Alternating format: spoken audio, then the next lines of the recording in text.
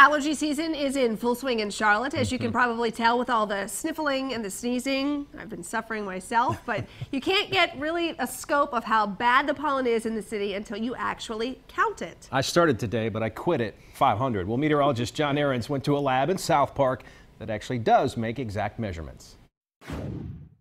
Well, with all these storms and rain, these trees really haven't had a chance to catch up. We're at Park Row Park. You see this tree here is pretty slow on the go.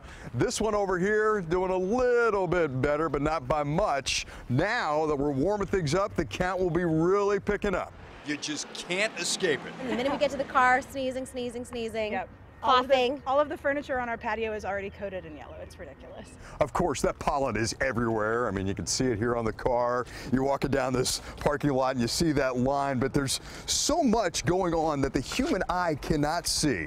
And that's where this little rod comes in, spinning every 10 minutes, collecting those minuscule particles that really drive your allergies haywire. So you hear us give the pollen count from Severe Weather 9 every day.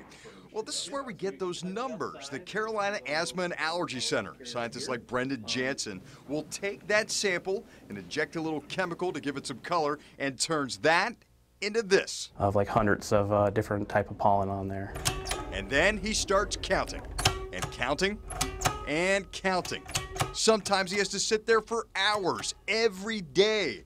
The number could get as high as over 1,000.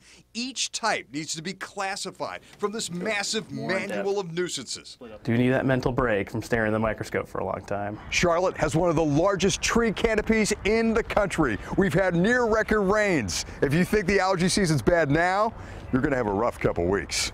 We're in South Park. Meteorologist John Ahrens, Channel 9 Eyewitness News.